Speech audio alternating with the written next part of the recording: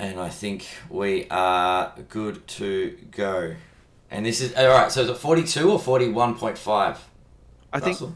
let's go 42 because actually, so we So recorded we last night drop with 40. We drop 41 on Sunday morning, yeah, and then we but can drop 42. so the original plan was, mate, was to do like half an hour with you and half an hour with Matthew Yuga last night, but it really rolled out to about 45, 50 minutes, which is probably enough for its own episode. So I think what we'll do is record you tonight, but then we'll release it not this Sunday, the following Sunday. All right, cool. As Either a that or standalone. as a Yeah, midweek yeah. special. But All right, perfect. if it's just a half an hour episode, like don't feel pressured. You know, we don't need to roll it out, but like If we're getting a roll, I don't mind yeah, extending. If yeah, you feel like it's time to end, then it's time to end. yeah, yeah. And I, that's Whatever I generally never works. do it. Russell just says, should we wrap this up? And that's my cue for, dude, we've been going for an hour and a half. We should usually it's an probably shut hour. We're like, up. okay, we need to like tie this bad boy off. Yeah. Or 2 hours if we're talking to Kiwis Oh, randomly God. through the Time to week. go to bed. Did you listen to that episode with I haven't the rewatched guys it. from New Zealand, the Codex boys? I didn't watch that one. I saw the Oh, Raymond Lee episode. That's the most recent one I watched. yeah. Those guys can just talk underwater, honestly. The Kiwis. I Oh, feel like if we didn't say goodbye, I would still be talking to them now, honestly. probably. Yeah. Let's be real. You were the guest, right? That's Yeah. right. Yeah. Nice. Yeah. All right, let's hit this. Apologies if I come across as very tired. Don't blame me. Don't blame me. I might be a little tired. All right, where are we? 42. And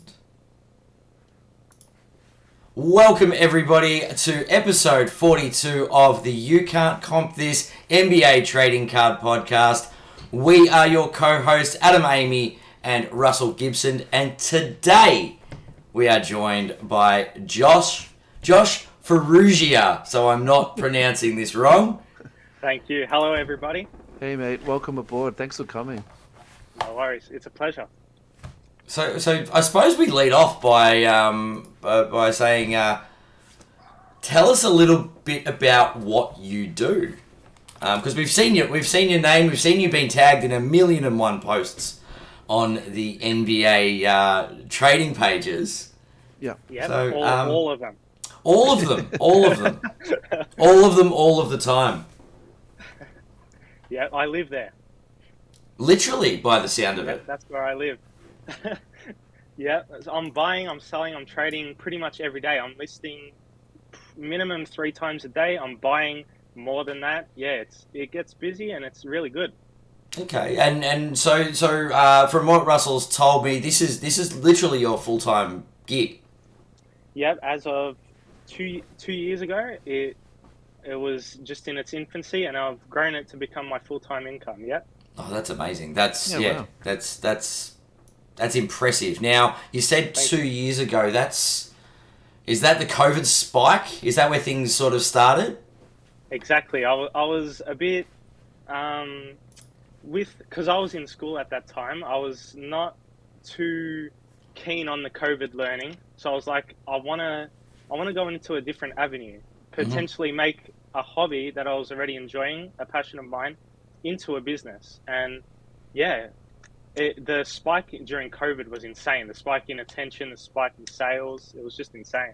Yeah, yeah. Yeah. And I guess you're relatively new to the full time gig. But how long have you been in the hobby? Well, I can say what everyone says since I was a kid, shoving cards in albums. But yeah, ever since I looked into it as a full-time gig, that's when I really say I entered the hobby, because that's when I started looking at cards every day, buying, selling, getting to know the community and stuff. Yeah. Yep. That makes sense. Okay, so literally, if we were to, because I suppose the next question would go, tell us about your early hobby memories. Yeah. It's literally your starting point is a couple of years ago. Pretty much, like I would say, because I was clearing out everything just to it kind of comes full circle. So I was clearing everything out to get money to afford a LeBron James rookie card, a PSA 10 Topps Chrome. And as I was clearing out, I saw all of my cards from when I was younger. Yep. I searched it up and I was like, I wonder if these are worth anything or if there's still some buzz. And I came across like TikToks, content pieces like Gary V, I'm sure you saw. in the early days. Yep. Buy these Giannis rookie cards and all Mhm. that. Yeah, and I saw the LeBron James Topps Chrome PSA 10. I was like, I gotta get that somehow because I just seen the way the attention that people were, it was shifting towards the hobby, and yeah, I knew I needed to get in early. Interesting. Yeah, So- I was going to say it's very different to a lot of the other sort of early hobby memory stories we're used to. But yeah, like Yeah. one of the children of Gary V, so to speak. So the product of the hype that he has created on social media and Yeah. drawing people in and getting people excited about flipping cards. Exactly, yeah. But tell us about like your early memories, because I always like to hear people's like that sort of first thing they remember about cards. Because you did touch on it a little bit about like stuffing cards in your pockets, but like tell us a little bit about like some of those memories, because for me I think they're really important to you, Yeah. and where you sort of end up as a collector actually. Yeah. Oh, in school it was massive. We were trading cards in the library. That's pretty much what I would do. Yeah. Yeah. We were Awesome. just when they put the finals on in the library, it was shut down. Oh wow. Yeah. We were trading cards, trading other collectibles as well. I'm into other collectibles. We were Yep. trading everything. Yeah. That's really why I love it, because it really teaches children how to trade, how to buy, how to sell, and how to get to know people, like, and have a common interest. Yeah. I guess there's a lot of social skills that are involved, Exactly. a lot of real life skills, social interactions. You've got economic things, obviously, with the buying, selling, trading. And just the community building, which is, I suppose, one of the coolest parts of this hobby is the community that do share this interest. Exactly. I've done thousands of transactions, and probably my strongest relationships are people I've never transacted with. We just talk about cards. So yeah. Yep. That's one of the things. We've talked with other guests about, and it doesn't always have to be a transaction, but just talking cardboard sometimes is talking about different cards. It's just great to connect with those people from the community. Exactly. And did you get the LeBron PSA 10? I did. Oh wow. It was a good fairy tale ending, or fairy tale beginning, you could say, because that was really my start, like pushing a lot of my capital into it. So I bought it in September 2020, one of them. Yep. I bought it for what they're going for now, surprisingly, around the 10,000 mark. Yep. And you would have seen in February of 2021, they reached a massive peak of, along with Kobe Bryant cards, Michael Jordan rookie cards, other vintage were spiking. They reached, I think, $60,000 at one point. Jeez. Yeah. It was insane. That was the crazy spike. Yeah, that was the February to April of that year of 2021 is where the peak kind of it was insane, and yeah. And I was fortunate to have extremely lucky timing and sell it at that point.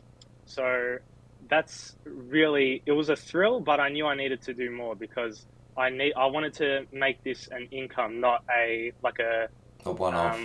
A one-off. You don't want it to be a one and done. You definitely want Exactly longevity. I guess. Well, you've answered one of our questions that like you consider this to be sort of a career, like you're moving into a long-term goals. But do you have visions for the future that sort of change what you do, or have you evolved? Obviously, you've evolved from the start to now, but do you see yourself expanding even further? And like what does I suppose I'll phrase it. What does a day in the life of a card flipper look like?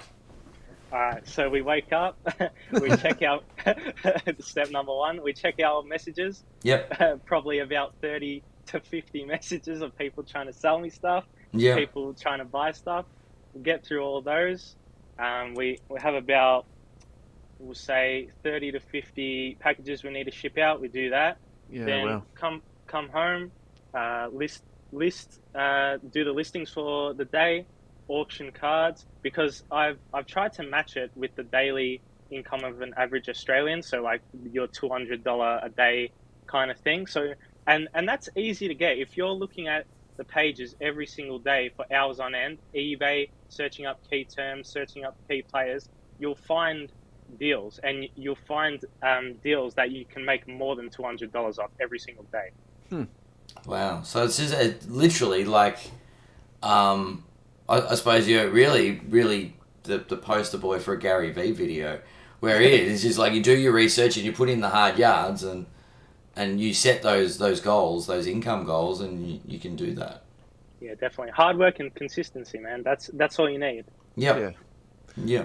And I'm actually, when I hear that from you, actually it makes me feel quite happy, because I think there's a really negative connotation around people who flip cards, but Exactly. I've heard it all, man. I've heard it all. yeah, but when you actually sit down and you have like this conversation with you, it's when you, look, I'm using a very crude term here, but you could say that you do flip cards, but when you hear it and you actually like flesh it out like that, it's hard work, it's dedication, it's doing your research, and it's putting the time in. I think you do have to respect that hustle and that work ethic, because I would probably also suspect too that wherever you end up in the next 10 or 15 years, this will form a basis for your next profession or your next sort of landing spot. And I would say for myself, in terms of the jobs and the careers I've had, I don't think I've ever had a wasted job. Like whatever job it's been, whether I've worked in a bakery or I've worked in a nursing home, and I've had a few sort of management jobs, I do appreciate how those different skills kind of like interweave and sort of, you bounce onto your next job with these sort of a different, what's the word? Arrow in your basket, and you can use that on your next job. So I think, look, good for you, man. Like doing this, it's actually quite fascinating. But so can we just drill down a little bit though into what you're talking about then? Because we were talking to Matt about this last night. What's your platforms that you like to interact with? So tell us about, some of the different platforms and the pros and cons around that. Mainly Facebook, eBay, and MySlabs is a more alternative platform, international platform that you can sell slabs and raw cards on. But it's mainly eBay and Facebook. Okay. So none of the PWCC Goldens and stuff like that. Not really at the moment. I've been looking into it, but it's kind of not made sense for me logistically with turnover times and all that stuff. Yep. Because a week for me is a long time. I try to make my profits quickly. Yep. So I'll definitely look into it. Like you said, like to add another string to my bow, I'm probably gonna look into it shortly. So Interested. And so tell us about, for example, eBay versus Facebook, or MySlabs versus eBay. Like, give us sort of some of the pros and cons in your perspective of these platforms. Buying or selling? From both, yeah. Just open-ended, man. Yeah. Well, selling, if you have like low end, just say Kobe Bryant, Michael Jordan inserts, you're going to want to auction those on eBay. For example, I had a Fleer Ultra Michael Jordan. You could buy it off eBay, buy it now, or for like $5, right? So if you sell on Facebook, people aren't going to really pay more than $5 to $10. You auction that card, it's going to go for 20, 25. It's really just, it's true. It's really just knowing the card, and is this an eBay card? Is this a Facebook card? For Facebook, you probably want to sell things that are more collection pieces, or things that you don't want to cop the 13% fee on. You know what I mean? Yeah. But I list on Facebook and eBay. All of my cards are cross-posted, so yeah. Yeah. Okay. Yeah, I do know that there are a lot of people that don't like, obviously, the fees with eBay associated. Do you have like a niche that you deal in? Is it I wouldn't call it, not high end, obviously, like is it low end? Is it rookies? Is it stars? Is it bits of everything? Is there a price point you're in? Or it's mainly everything. If you go to my eBay, you'll see $1 cards, $2 cards, you'll see $5,000 cards, you'll see it all, because I try to cater for everyone and everyone's budget, everyone's interest. Okay. Interesting. Yeah. And Oh, you go, Russell. No, you go, mate. It's okay.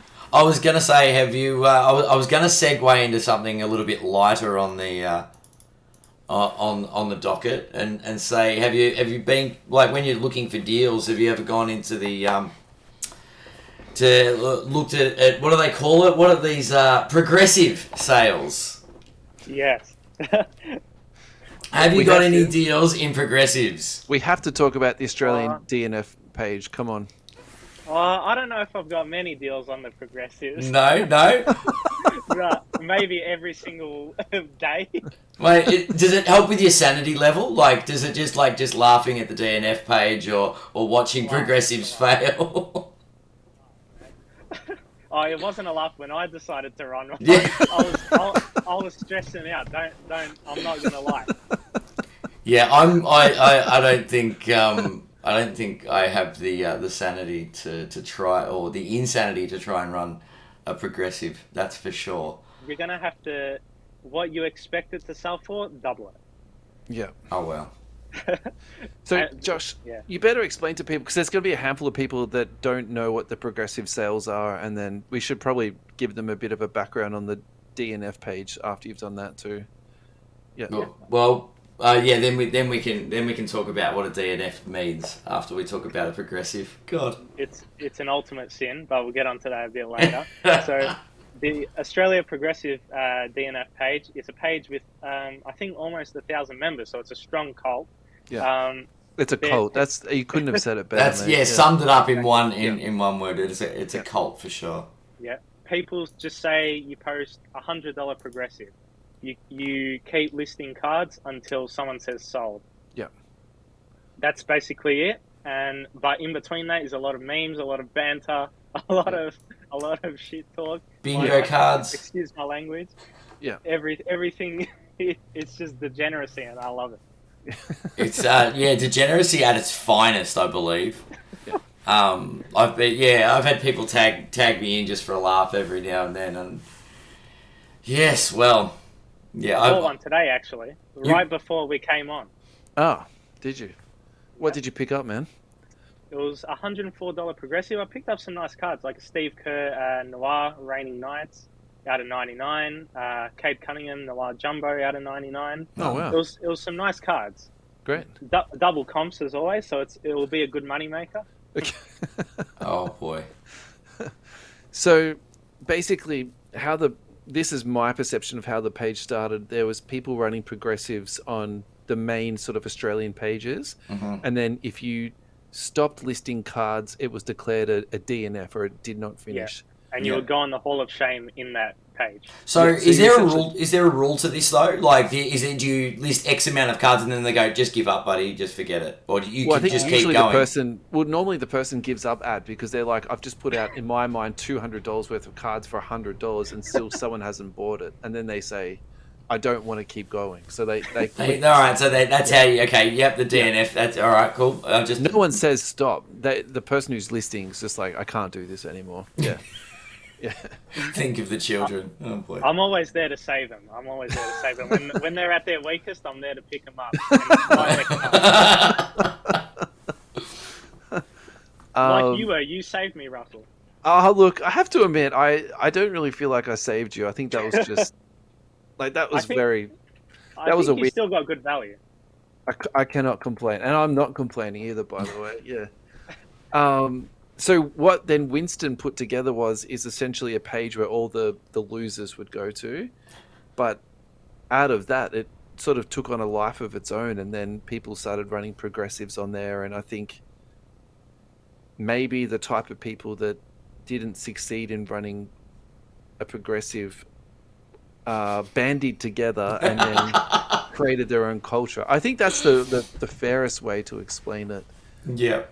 And it's a very, very active page, and I think we spoke a little bit about this 2 podcasts ago about catering for different price points in the hobby. And I think part of the reason why this page is so successful is because you get to sit there and banter with other people. It doesn't cost you anything to go on there and banter, and then you get to look at basketball cards that get put up. So it's really like it's a win-win-win. It's entertainment, it's free, and it's basketball cards. So Yeah. I mean, Exactly. It's a lot of fun.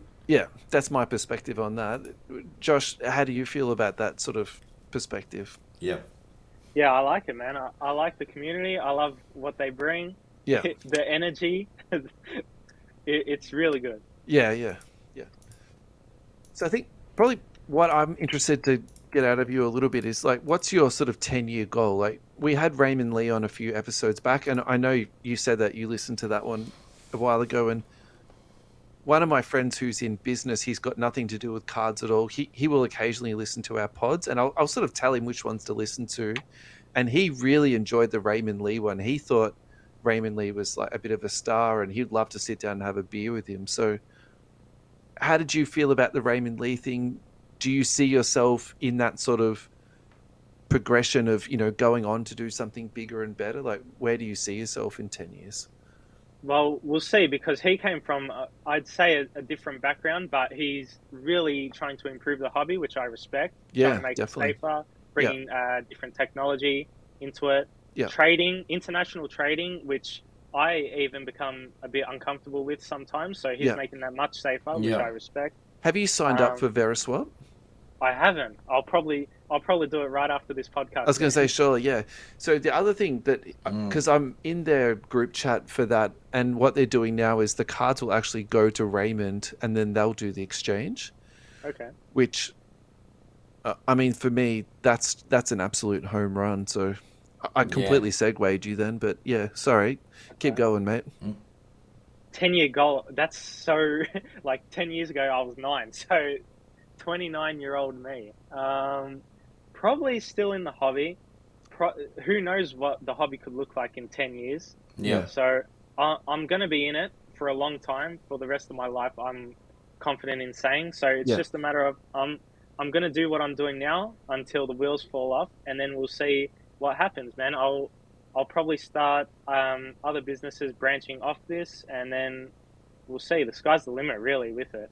Yeah, interesting.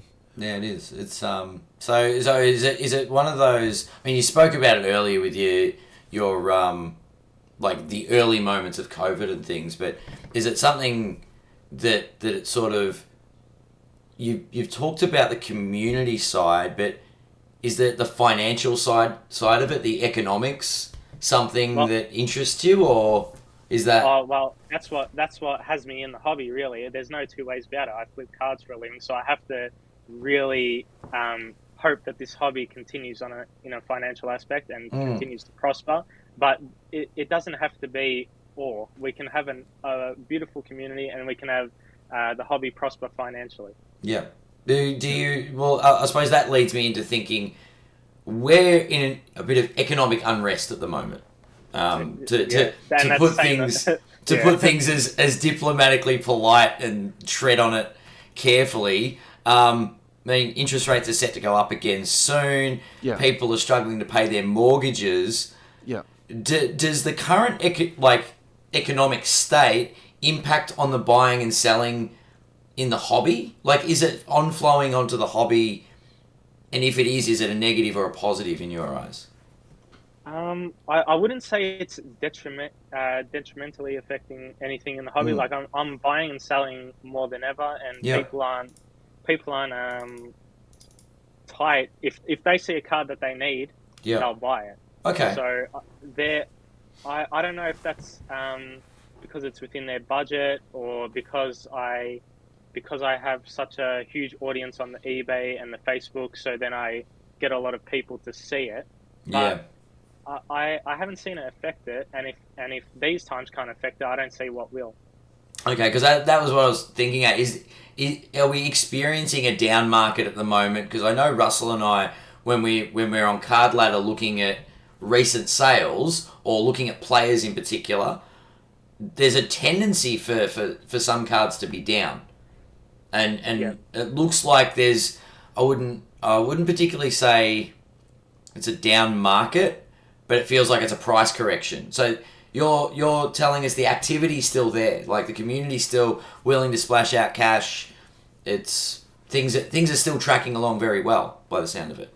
Yeah, the activity's been there the whole time. Yeah. But for a year we've been experiencing a slight well, not really a slight, a major correction, I'd say, Yep. for a year, if not longer. But I think we're starting to come out of it a bit.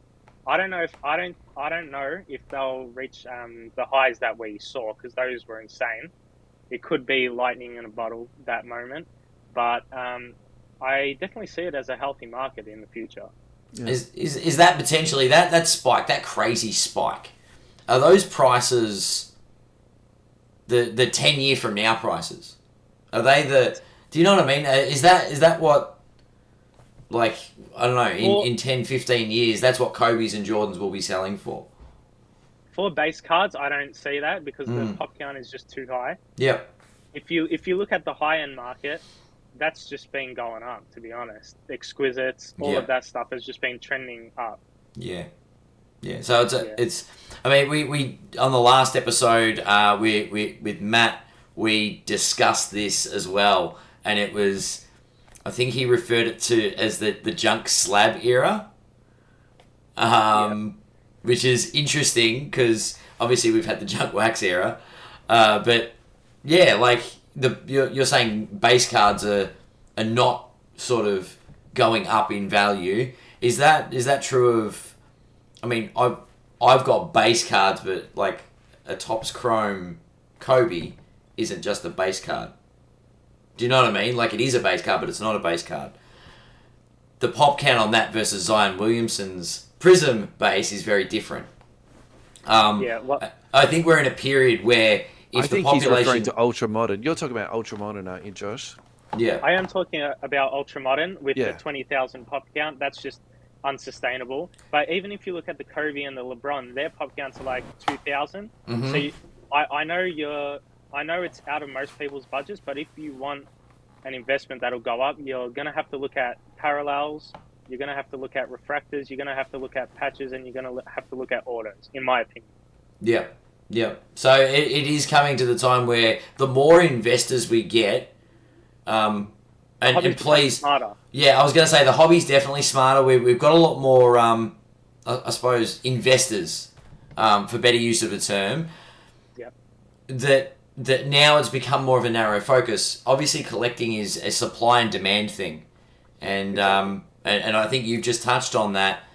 The collectors and the demand is going to be for the rarer pieces. A base card is only as rare as its pop count, right? And if you can pick it up, if you can pick it a PSA 10 very easily, that's then what I was going to say. Yeah. Because if I have a base card, it's harsh to say, but if someone wants that card, if we're negotiating, they can walk away because they can find it probably at a better price or at the same price with someone else. Yeah. If you, as a seller, you have to hold the power. If you have a gold Prism out of 10, they're not going to find that anywhere else. Well, they're certainly not going to find 10 other people with it. Exactly. Yeah. That are willing to sell. It'll be in collectors' hands, either in a vault or who knows where. Probably, passed down to their kids. Yeah. Yeah, that makes a lot of sense. And I think with the explosion of a couple of years ago, sort of people just going, oh my God, I've got to get sports cards. You're right. People are a lot more intelligent these days. We're much more educated in the hobby. And people now are being more selective with what they want to collect. Can I be devil's advocate on that ad? Please do. I mean, so look, this is my sort of recollection of it. My recollection was even when cards were selling, like base cards were selling for, say, $100 plus for raw, and then whatever like the peak, Zion PSA 10 price was, I think part of that at the back of people's minds was even if you're paying that price, you're still getting in on the ground floor and it was still going to be potentially going up. Like, I don't think anyone was paying those prices because they thought it was going to go down. Like, I think if we're being like brutally honest. Oh, no, there's no way people thought it was going to go down. I think what we have now, and yes, we all are a year, because we were talking about this last night and I was thinking about this, but then I think now that we're at the other end of the hill and we've seen this massive drop, is that actually the education we've had? Like, it sort of happened to us, didn't it, in some ways, as opposed to us getting smarter. And then I think that part that you said before, Josh, about like the base cards versus the, to 10, I think that's very, very valid. But the only thing I'd probably add to that is that I still think base rookie cards and, base veteran cards, they still have a play in our hobby space. Yeah. But I think maybe the difference is people aren't going to be paying $100 for them. Maybe the top end that you'll pay for one is say 20 or 25 or $30 or maybe $50, and that would be that will be sort of it. And the reason I say that is because, a bit like what we spoke about with price points before, I think that you need those price points for for kids or people that do have a lower budgets that still want to get a Cade Cunningham rookie card, but they can't afford a holo, or they can't afford something numbered or autographed. So I just want to make this also pretty clear too. I'm definitely not poo-pooing what you're saying. In fact, I think what you're saying is very, very astute and very accurate, but I also don't want to put that sort of image out there of that base cards don't matter, because actually I think in many ways have a place in the hobby. Yeah, and I think too, if you really get down to it, the most fluid cards that are traded are actually base cards for that very reason, because they are transactable and people can reach them. So they're also not base cards are never going to be the weekly summary on golden auctions, right? No, definitely not. It's going to be like Zion Williamson PSA 9, because there's less of them than 10s, sold for a record amount. You know what I mean? So I think where you see those numbers though is when you go into Card Ladder and then you see the total volume sold. I think that's how that's then reflected, because you're actually seeing the much larger numbers of those sales going through. I mean, and I don't think cards historically go down. Don't get me wrong. I think we experienced an unusual spike in that 20 to 21 that year period. Yeah. And I think the market's sort of correcting, but as you've seen over the years, cards do creep in value. Can I interrupt you there for a second, mate? Yeah. Hey, Josh, do you have a finance background? Because this is one of the questions that I did want to ask you, and this is the perfect time to ask it. I don't. Okay. Because and I don't know what this is called, but it's like when you zoom out enough and you can see the whole trend.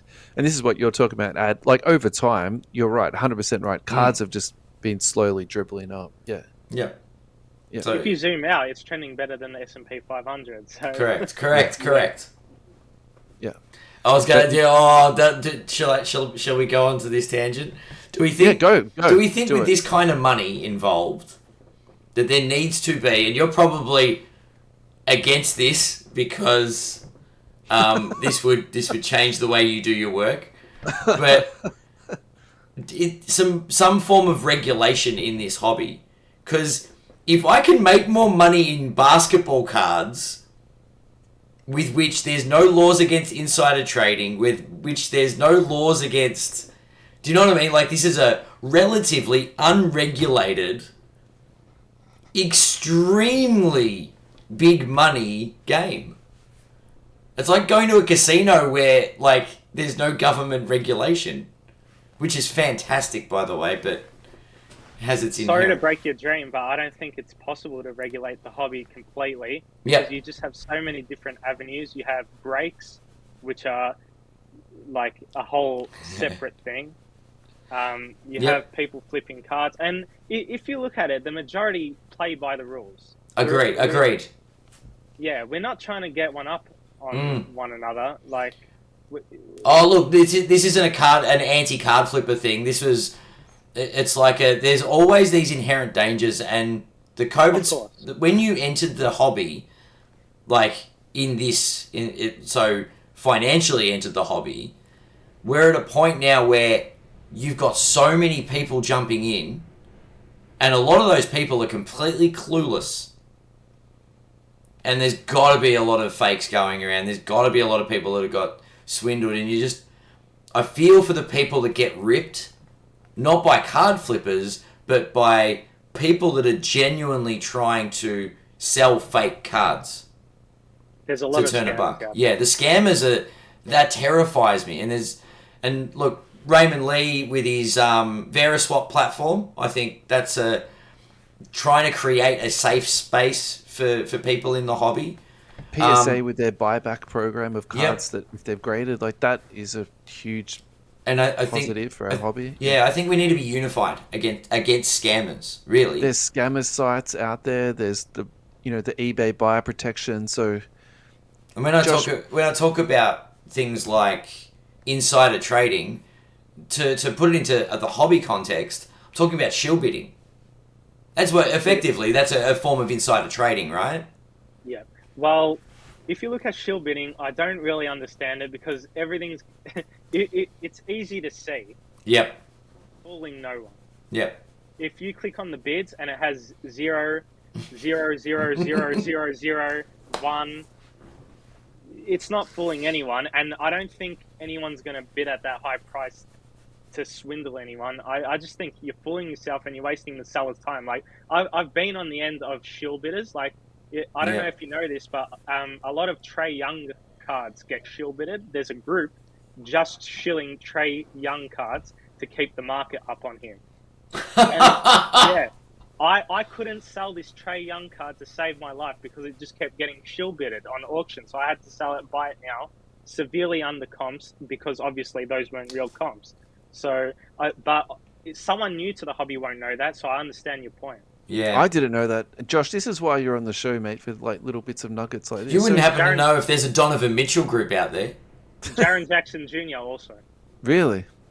Yeah. Well, they failed at the Triple J stuff. His stuff is absolutely plummeted. So, talk to us about that Trey Young group because this is an important something to talk about. Tell us more about this, please. Yeah. Well, they're based in the Philippines. I don't know how they communicate, probably Discord or something. But I experienced a lot of them. They create alternate accounts. I don't know how they get verified because I think you need phone number or something. But if you're a seller, there's good news. You can protect yourself against this with buyer's settings. So if they've got two buyer non-payment strikes, they can't bid on your auction and stuff like that. So is that a setting that you can put on your account, is it, mate? Okay. Yeah. Because I've limited people that are, if they have 5 ratings or less, they can't bid on my auctions. That's something I've put on because in my limited eBay experience, all the people I've had trouble with have either had no rating points or like 1 or 2 or 3 or something like that. So that's how I protect myself. Is there any other tips you can give in that setting, mate? So there's non-payment strikes. I think there's also, it needs to be verified through address and phone number. Right. Okay. And I think there's one other thing I'm forgetting, but it definitely doesn't stop them, but it helps minimize it. And do you have all those things activated on your account? I do. Oh, interesting. Yeah, because non-payers are the worst thing on eBay. Yeah. Because you have to wait then another week because I auction a lot of stuff and you do get non-payers, but you just wait 4 days and cancel and relist. You can't do anything else. I'm not going to message them and abuse them. I just send 1 day before the deadline. I say, do you intend to pay? Yeah. If they don't respond, cancel and relist. Okay, interesting. Now that's a really good tip, man.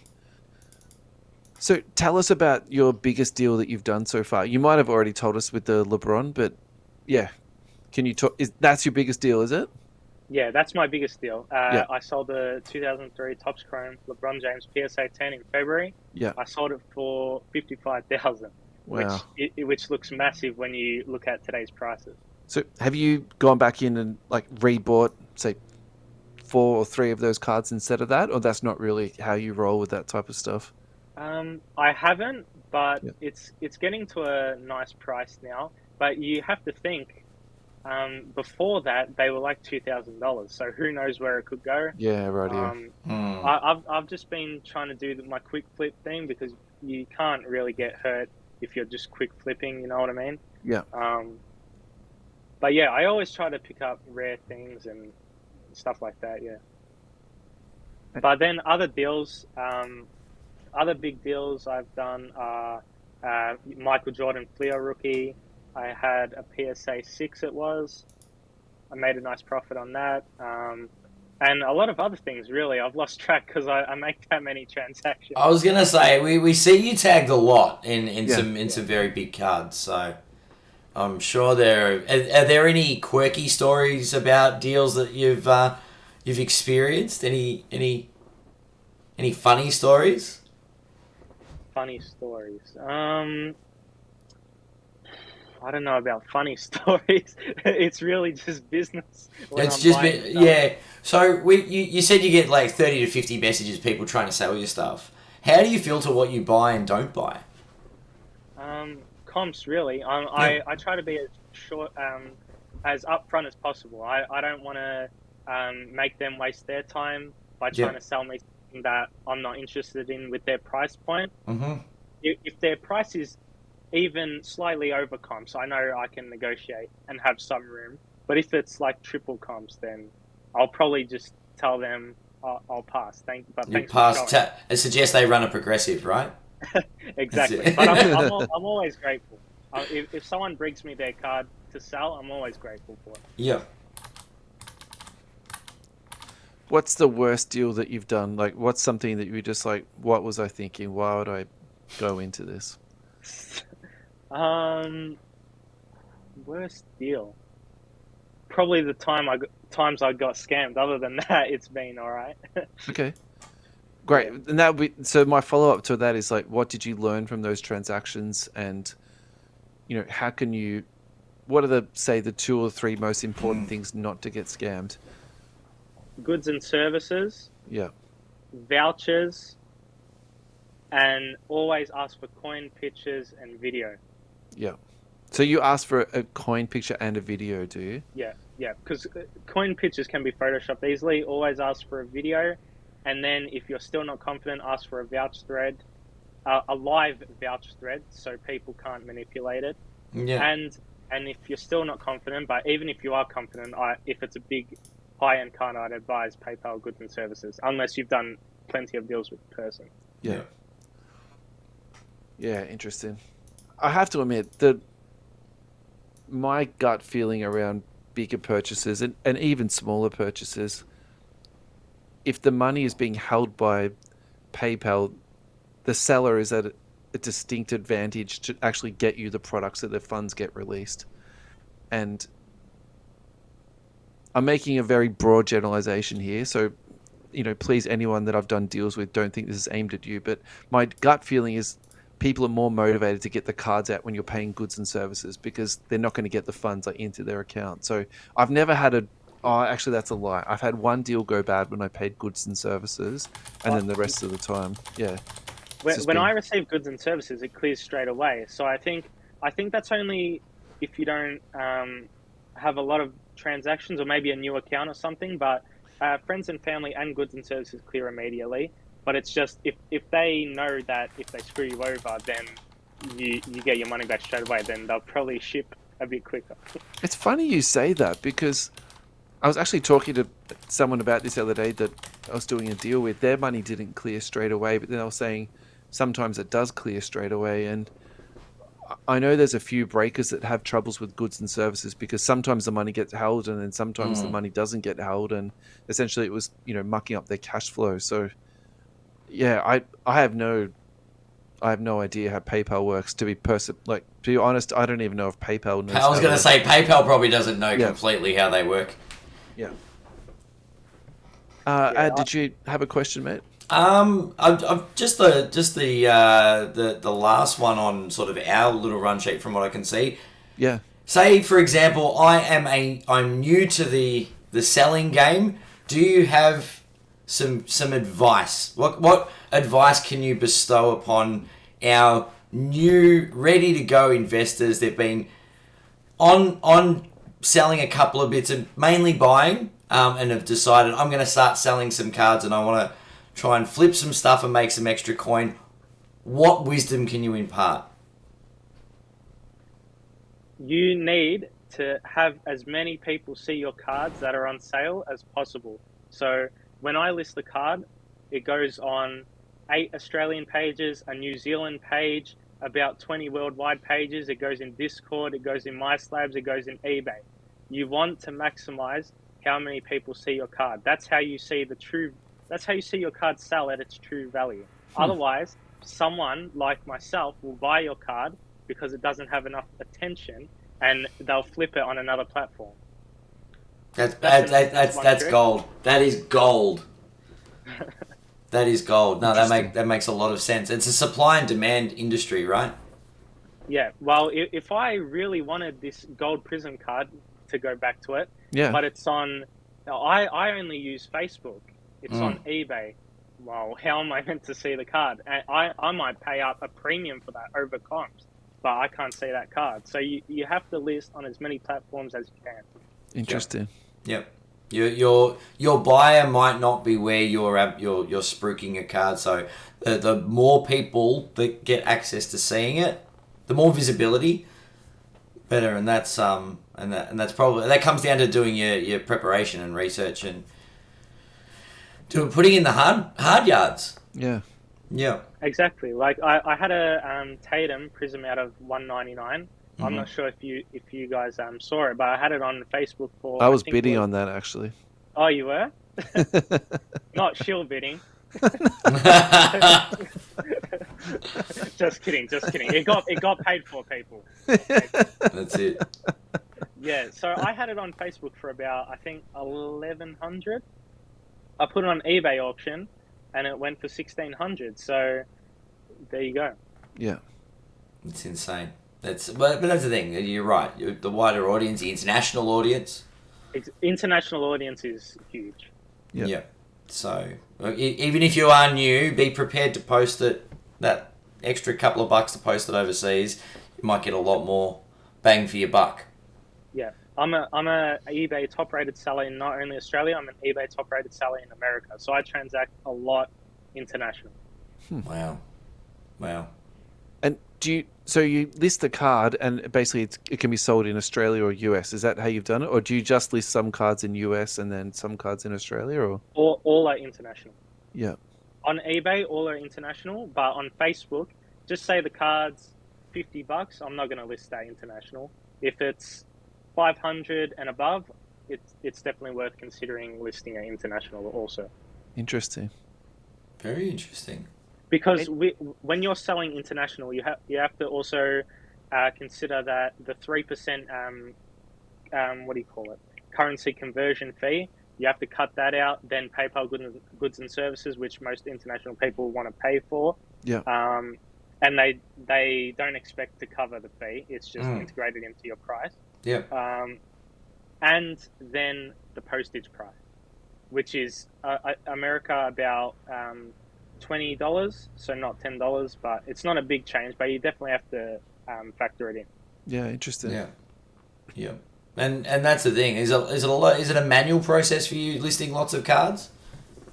Well, yeah, it takes time, but I enjoy it. Like I was going to say, cross platform. Obviously, Facebook, I think, allows you, if you create a marketplace posting, it asks if you want to post that in multiple places. So I suppose that takes care of the Facebook side of things. But I believe eBay would be somewhat repeating with yourself. Facebook, it doesn't happen for me. It just shows marketplace, and then another page that has like a marketplace integration, and then the other ones, so NBA card market, the page that I admin, sports card and memorabilia, locker room Oz, cheap plug there. Can you plug that a bit clearer, mate, so people can get on that? Yeah, please. Yeah. All right, I'll do my plugs now. Yeah, go plug. Yeah. Facebook, Joshua Farrugia. You'll if you're in the card space, you'll probably see me every day. The page that I admin, Sports Card and Memorabilia Locker Room Australia. So we have and Memorabilia Locker Room Oz, and then the Australian flag. We have about 5,500 members there, so it's a strong community. Yeah. And then on eBay, collectible_companion_co. That's where you can see me everywhere. Brilliant. Well, we'll put that in the show notes for sure, and all the socials when we post the episode up, so everybody can check it out. And I Yeah, might even that's probably easier actually. jump into a I ha- couple of those groups if I'm not already there. Yeah, Pages. I have a lot of hot auctions right now running. A lot of hot auctions ready to go. Exactly. Anthony Edwards, signature moves. That's a nice card. That's on auction. I have a lot. Great. Have to check it out. I would like to do buy, sell, and hold with you. So basically, I'm just going to give you a name of a player, and then you tell me buy, hold, or sell, and then we'll go from there. And then we'll take it. Yeah, all right. Donovan Mitchell. I knew you were going to lead with it. Sell. Really? I think so. Why? Why do you think so? I don't think his market can get any bigger. I don't think there's like what could happen in your opinion to grow his market. He's bottomed out at the moment. He's Yeah. he's in struggle town at the moment as far as the hobby goes. I would say if he goes to a decent market team, so if he ends up on if he ends up as part of some weird deal to go to the Lakers or the Knicks or the Celtics. The thing is, when you're buying a player, you want them to be the leader of that team because those are the ones that see the most growth. Yep. And then you have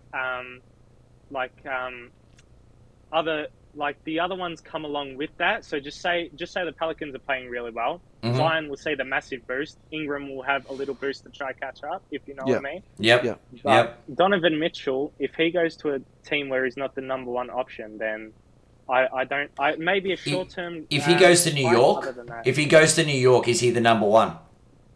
But New York aren't looking too good. Yeah, number one on a bad big team. Yeah, right.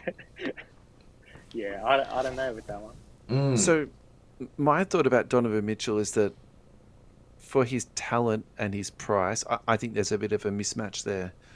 And maybe the better way to illustrate that is that he's more than half the price of Jordan Poole at the moment. Wow. And I don't think that Donovan Mitchell is half the player that Jordan Poole is, and I would flip that the other way. I don't think Jordan Poole is twice as good as Donovan Mitchell. So that's not the probably best explanation for it, but that's my feeling around it. I think in terms of his talent and his current price, I think there's a bit of a divide there. Yeah. And when I look at Donovan Mitchell, I always look at Tatum because Tatum is always double Donovan Mitchell's price. So then I'm like, how can Donovan Mitchell catch up to Tatum? And I just don't see that road. Yeah. And scoring title with the Knicks. Going on from what Adam's just saying, I do think it's a market thing, and There's how much dynamics. Yeah, like how much does that matter? And I suppose if you then comp that back the other way, who are the players long term that have done really well hobby wise out of Utah? Well, probably, to be fair, no one. Like not even Karl Malone is, really that high. And who would be the second best? Maybe John Stockton. Yeah. But I mean, like some of his stuff goes for okay prices, but it's not. You got a better chance of selling Joe Ingles cards, really. I mean, all jokes aside, you've probably got a better chance at selling Jordan Poole at this point. Yeah. So are you also sell or? Because I thought you were going to say buy Donovan Mitchell. I'm buying Mitchell at the moment. I'm holding. We're all three different. If you've got him, keep him. If he goes to New York, got him, sell him. Now. Look, I think to be fair, we should give Josh his dues. He is the professional. He's the sell. Yeah. All right. So we're selling. For the people Mitchell. at home, Josh is a professional. We're the armchair hacks. That's it. Yeah. Yeah. You can see we're all on the same page here. The segment is buy, hold, sell, and we all picked one. That's great. So I'm doing all Homer picks today at the moment, Ad. So can you think of a couple just to balance this out? All right. My next one's Pascal Siakam. All right. So I'll go with one first. LaMelo Ball. Yeah, sure. Yeah. I'm gonna say sell again. Sell Ball LaMelo. Yeah. Because I was going to say he's another one that's currently in a bit of a lull, I think. I'll give you my massive buy. I don't know if you'll mention his name, but Zion Williamson is my big buy. Yep. Yeah. Yeah, I think we've been on the Zion's about to take off train. If you bring up LaMelo, I'd say sell. If you bring up Anthony Edwards, I'd say buy. Ooh. So going talk for us, that draft flight. Yeah, so talk us through that. Like, what's some of your thoughts around that, mate? Because I think the reason, the whys are important. Well, he's just an explosive player. If he puts someone on a poster, that gets attention. LaMelo, you're mainly looking at assists. He makes the team look good, but will he get the main attention? I think the Timberwolves are in for a good season. Yep. Yeah, Anthony Edwards is a buy in my opinion. I've bought. I'll try find one. Hold on 1 second. While you're finding that, I'll just give you my quick thing on Edwards. I have to admit, I'm with you. I think Edwards is the alpha dog on that team, and I think if that team is going to be good, it's going to be Edwards. Oh, that is nice. Congrats, man. Nice one. Red Prism. Very nice. I think what my concern is for the next 12 months with the Wolves is the adjustment period they're going to have to go through to get Gobert into that team, both defensively and I would say in particular offensively. Like, I'm not too sure how their sets are going to be running, but they could have a very clogged paint, and I think Edwards is probably the best when he's got his head down and he's just going to the basket. So True, you bring up a good point. That's my concern with him, but I definitely, to be honest, if I had to pick one against the two, it would be LaMelo Ball. Sorry, it would be Edwards over LaMelo Ball. But when Matthews came onto the show yesterday, he was the opposite. He's like, I think LaMelo Ball's a good buy at the moment. So really, that was an interesting one for me. I do like your reasoning about the because Edwards has put people on posters, and those guards that are team focused. Yeah, you're right. They make the team look good, but they sort of don't do much for their own credibility and as far as explosiveness and impact unless they're putting up points to go with those assists. So, yeah, I mean, if you think about that, though, then why did people invest in LaMelo in the first place? Because his old man was the vocal one. Yeah. The last name. Do you think so? Yeah, it was the hype around LeVar. He's still, but that's the thing. LaMelo's still marketable because he's one of the Ball brothers, and LeVar Ball will never be silenced. But that doesn't make sense because, like, it's not like his game never presented itself in that particular way. He's always been like that, you know.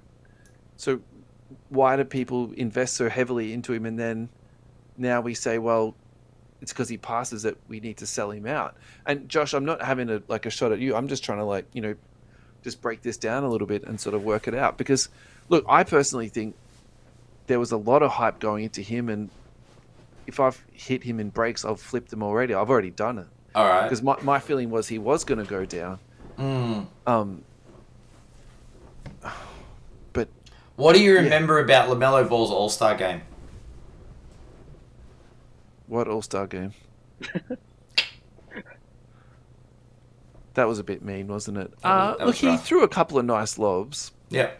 And actually, the thing I do remember about that, he played in the fourth quarter, and I didn't even know if he did. Yeah, he did, and he played to pace. Like, you know, some people look like they're out of spots. Yep.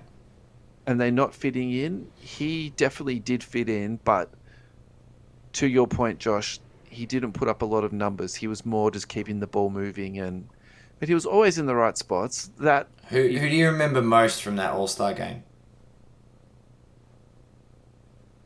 I mean, it rhymes with Ja Morant. I was going to say that was the person who did come to my mind was Ja. He really did lay it on people.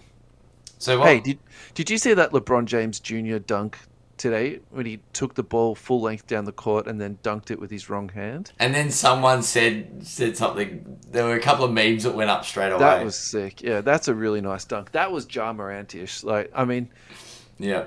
I feel terrible saying it, just like putting hype on a 16-year-old kid or whatever, but that was pretty nice. Yeah. It was. We've segued hugely here. Pascal Siakam. Hold. Okay. Yeah. And this is for me, De'Aaron Fox. Buy.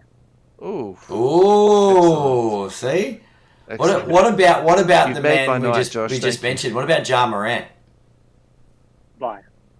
Ja Morant's still a buy. Yeah. Yeah. What do you see his ceiling though? Because that's what I worry about with Ja. Like, when's the the downturn going to come for him? Yeah, it's hard in individualizing because if you look at the trends, performance doesn't really matter as much as we hope it would. It's really just about hype, mainly. Well, So if it's all about stats, Russell Westbrook cards would be worth a lot, wouldn't they? exactly. Sorry, I was just waiting for Russell to say something there. No, not at all. I was just listening to what you're saying because when I think about the buy and sell on cards, the main thing I factor in is performance. So you factor that in less, Josh, and you're more about hype. So how do you measure that hype? Is it how many times a person trends on your Twitter? Is it how many times they come up in your TikTok feed? Like, how do you measure that, mate? A good indication is people posting that they're looking to buy that player. If people are looking to buy that player, that's probably a good indication to sell it. Yeah. If people are selling, that's probably a good indication to buy. So that's like when people are trying to offload, especially if multiple people are trying to offload the same player. That's when deals present themselves, I guess. Yeah, that makes sense. That makes a lot of sense. All right, I got one last question for you. I think we should probably let you go. We've just ticked over the hour, but Ad, of course, if you want to ask another question, flew by. Yeah, I think that was I was done. We got our gold nugget tips for We've got for multiple you. nuggets. Yeah. So, how much Zion are you holding, mate? Have you stockpiled an absolute shelf full? I'll tell you one I bought today. I was on a buying spree today. I bought a Heir Apparent out of 25 auto today. I'm looking to buy. If anyone sees this and they have a Zion on-card auto, please hit me up. I'm looking to buy. Interesting. Looking to buy Zion on-card autos. Yeah. Yes. All right. Josh, thank you so much for giving us your time tonight. It was an absolute pleasure to meet you and just, listen to what your thoughts are and how you go about your day-to-day business. Like it's great. And yeah, dealing with you is just so easy and professional and like just 100% kudos to you, mate. I think, just good for you, I say. Definitely. And an asset to the hobby, Yeah. Thank you. Much appreciated. It was a great podcast, man. Thanks. I really enjoyed this. Good. It was really informative. It was really fun. I hope people can take away some key lessons. I hope I see more people trying to compete with me flipping in the hobby. And I hope people understand that I'm here to be an asset to the hobby. I'm not here to demonize collecting. I'm here to promote that flipping can be a part of the hobby as well as collecting. Not all flippers are sharks, that's right. I think you've touched on the points, like, honestly. I think part of it is business in terms of buying and selling. And you haven't, dodged away from that. But so the thing that I feel about flippers is that does get a little bit discounted is flippers also buy cards. And I think every time someone's complaining about flippers, they're then selling a card onto a flipper anyway. So I think that's for me is like the hypocritical, aspect of that. And you need people to buy cards. It's as simple as that. Yeah. So the reality is, if I didn't have a passion for this hobby, I'd be flipping something else. Yeah. What would you be flipping if you weren't flipping NBA, man? I know we said no more questions, but that was too easy. Too juicy. Yeah. Not NFTs because I'm scared of that whole space. Yeah, that to me, I feel the same. Goods. Secondhand goods. Yeah, just like cards. I was gonna say you've been doing the Gary V garage sale. That's how I started. Actually. I've seen the TikToks. If you want me to explain how I started, how I actually make it practical, how I brought my capital up to afford that LeBron James top scoring PSA 10. That's how I started. I started with selling everything that I owned, video games, consoles, everything. And then I went on Facebook, went on free, all of that, just flipping soft toys just to afford this one card. Oh, wow. Wow. Yeah. That's impressive. Yeah. Good. Yeah. Good. Honestly, mate, good for you. It's good to hear the hustle and doing something. It's amazing, isn't it? Putting in the hard work results in success. Yeah, that's the key. That's it. Great. Thanks so much, everyone, for listening, and thanks, Josh, again. Thanks, Adam. Good to see you, mate, for a second time in 2 days. Yeah, it's been a busy week with some great guests, and thanks for coming on and joining us, Josh. Thank you. It was a pleasure. And thanks to boys. everyone for listening. It was great. Good night, everyone. Good night.